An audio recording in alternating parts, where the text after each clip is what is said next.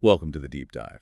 Today, we're going to go beyond just the basics of television. We're going to explore the fascinating origin story of electronic television, specifically how it's detailed in Philo Farnsworth's 1930 patent. You probably already know about TVs, but trust me, this is not your typical history lesson.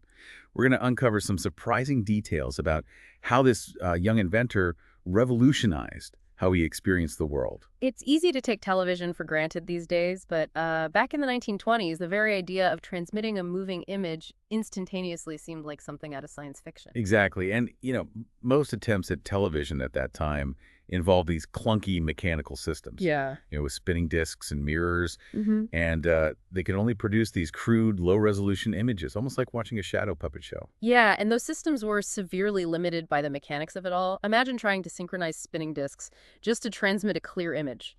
It was incredibly difficult to achieve the speed and the precision required for smooth motion and detail. And that's where Farnsworth's genius comes in. At just 20 years old, he envisions this system that could transmit a moving image instantaneously. And get this, with full light and shade. And his solution was radical for the time. Ditch the mechanical parts entirely and go completely electronic. What's really remarkable is that Farnsworth's patent lays out the foundation for electronic television as we know it. It's not just a theoretical concept, it's a detailed blueprint for a working system. So let's dive into the heart of Farnsworth's invention. His patent describes this device called a photoelectric cell. But this wasn't just your everyday light bulb. This cell had a special plate that when hit by light emitted electrons, and the number of electrons released directly corresponded to the intensity of the light. Yeah, and this was Farnsworth's breakthrough. He found a way to convert light into electrical signals, and these signals carried information about the shades of light in the original image, almost like translating a picture into a language of electricity. Okay, so we've got our light converted to electrical signals, but how do you actually turn a whole image into a signal you can send across distances? That's where the electric shutter comes in. Imagine a tiny, rapidly moving window that scans across the light-sensitive plate, allowing only a small portion of those emitted electrons through at a time. And remember, this is all happening incredibly fast. The goal was to scan the entire image quickly enough to create the illusion of motion for the human eye.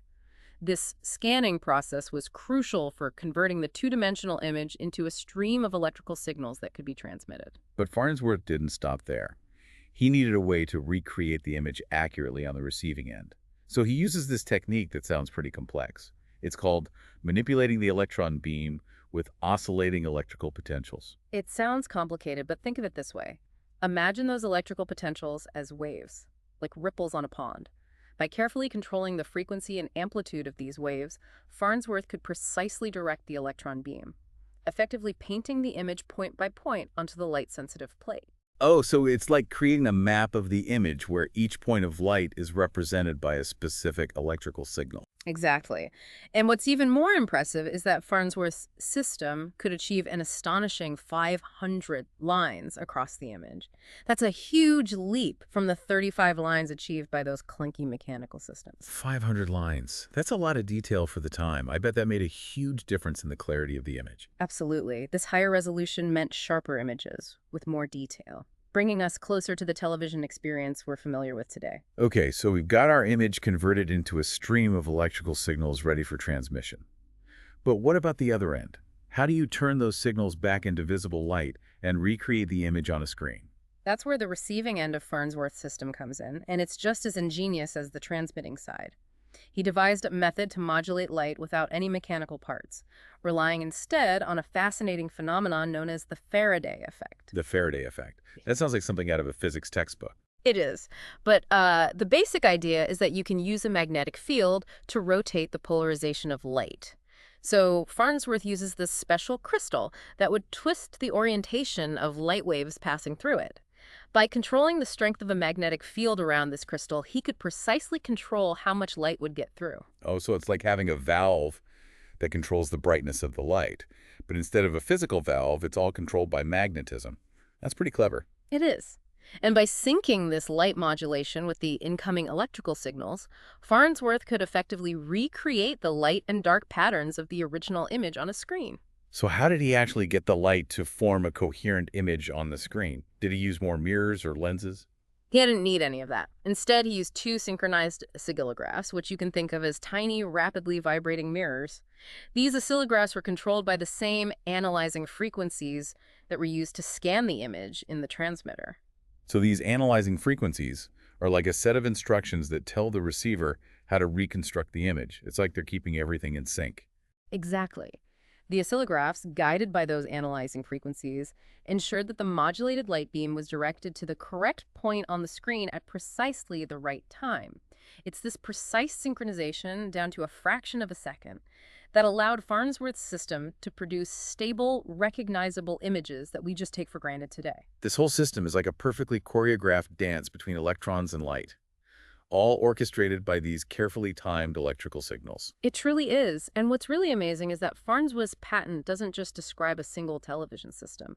It outlines a framework, a set of principles that could be adapted and refined to create even more advanced display technologies. It's incredible to think that this young inventor, working in a time when most people couldn't even imagine electronic television, laid the foundation for a technology that would transform the world. And his vision wasn't just about technology. It was about the potential of television to connect people and share information across vast distances.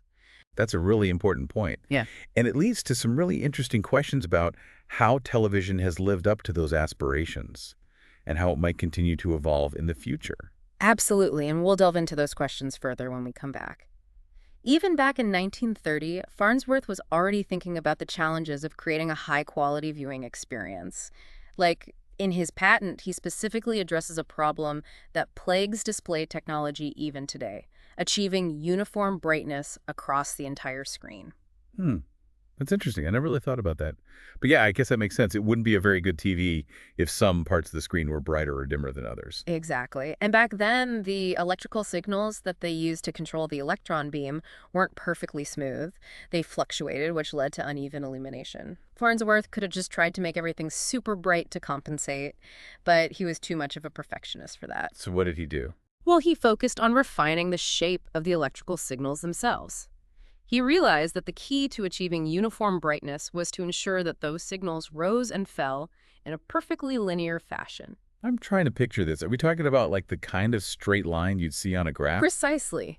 He wanted to create this perfectly diagonal line, up, and then back down. This linear waveform would ensure that the electron beam was deflected at a constant rate, which would result in even illumination across the entire image. Oh, so it's almost like he was sculpting the electricity to get the effect he wanted. That's a great way to put it. And to achieve this straight line waveform, he designed this special circuit using oscillators and vacuum tubes.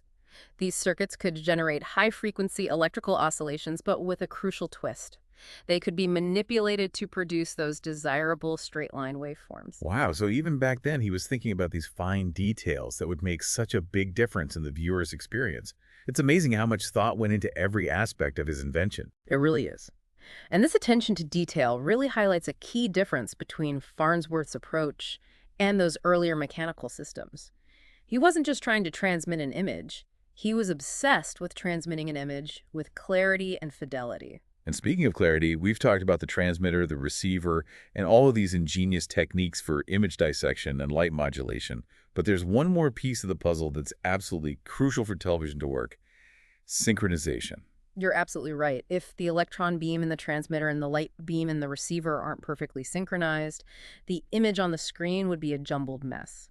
Imagine trying to watch a movie where the audio and video are constantly out of sync. It would be unwatchable. Yeah, that's a great analogy.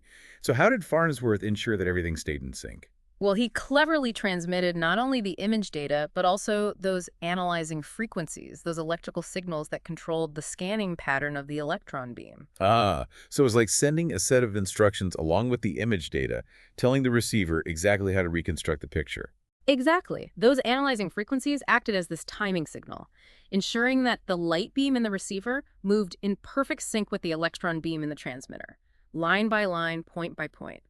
And it's this precise coordination that allowed Farnsworth's system to produce those stable, recognizable images that we take for granted today. It's mind-boggling to think that all of this was happening within a fraction of a second, invisible to the human eye. This whole system is like a symphony of electrical signals, all working together in perfect harmony to bring this moving image to life. And it's a symphony that continues to play out today, even as display technology has evolved so dramatically. The principles that Farnsworth laid out in his 1930 patent are still relevant, influencing the development of everything from our smartphones to high-definition televisions. So Farnsworth wasn't just an inventor. He was a visionary who anticipated the future of display technology. Absolutely. And it's fascinating to consider how his vision of television as a tool for global understanding and connection has played out in the decades since his invention. On the one hand, television has undeniably brought us closer together. We can witness historical events unfold in real time, connect with people from different cultures, and share information on a global scale. But on the other hand, there's no denying that television has also been used to spread misinformation, promote consumerism, and even incite violence.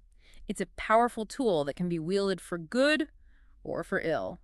Yeah, it seems like the potential for both positive and negative impacts only grows as display technologies become more immersive and interactive.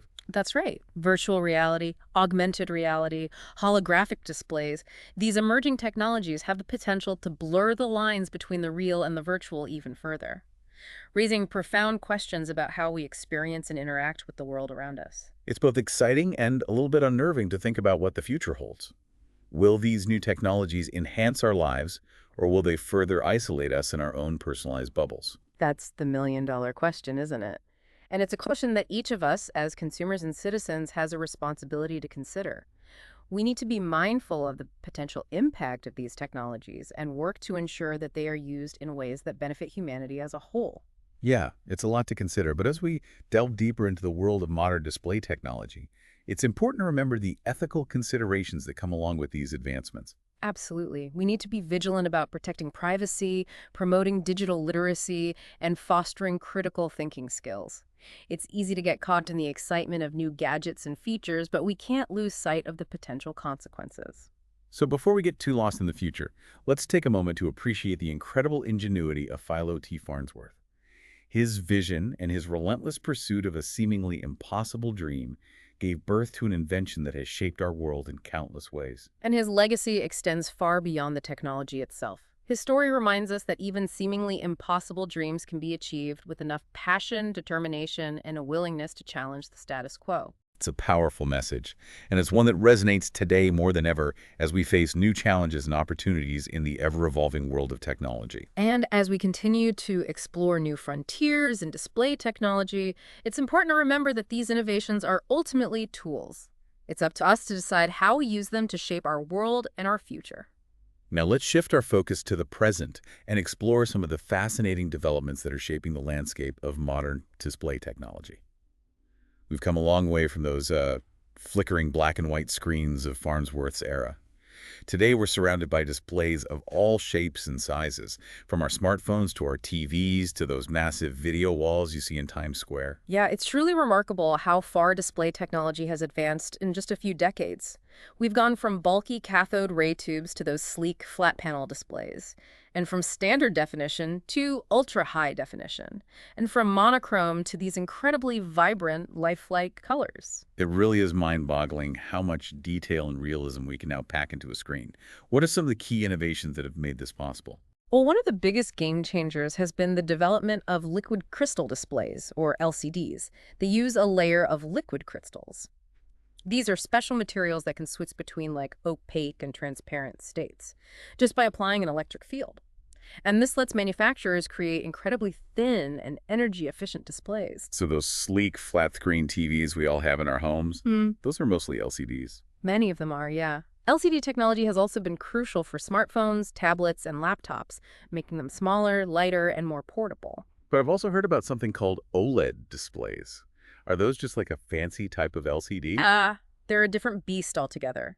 OLED stands for Organic Light-Emitting Diode, and these displays work in a fundamentally different way. Instead of needing a backlight to illuminate the picture, each individual pixel in an OLED display emits its own light. So each tiny dot on the screen is lighting itself up. Exactly. And this allows for these incredible contrast ratios, deeper blacks, and wider viewing angles. Think of like a night scene in a movie. With an OLED display, the blacks will be truly black, making the stars really pop.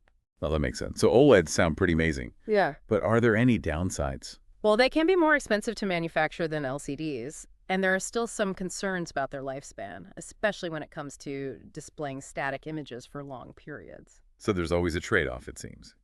But back to those sci-fi sounding transparent displays. What are the real-world uses for something like that? Oh, the possibilities are vast.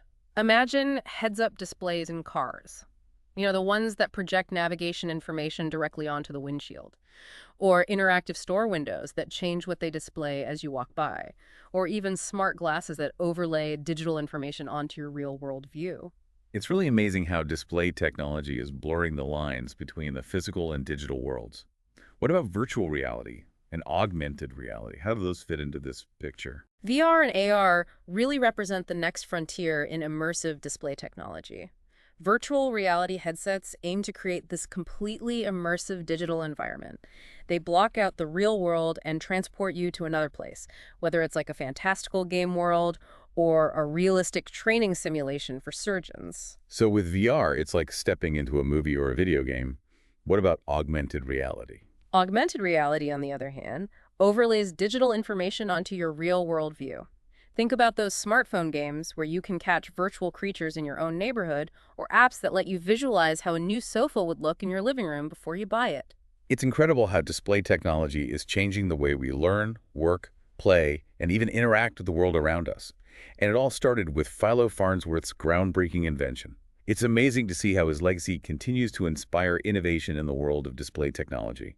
As we wrap up this deep dive, I'm left with a sense of awe at how far we've come and excitement for what the future holds. I agree. From those early flickering images to the immersive digital worlds of today, display technology has transformed our lives in countless ways. And as we look ahead, it's clear that the journey of innovation is far from over. Thank you for joining us on this deep dive into the world of electronic displays. We hope you've gained a newfound appreciation for the ingenuity behind this technology and its profound impact on our lives. Until next time, keep exploring, keep questioning, and keep diving deep.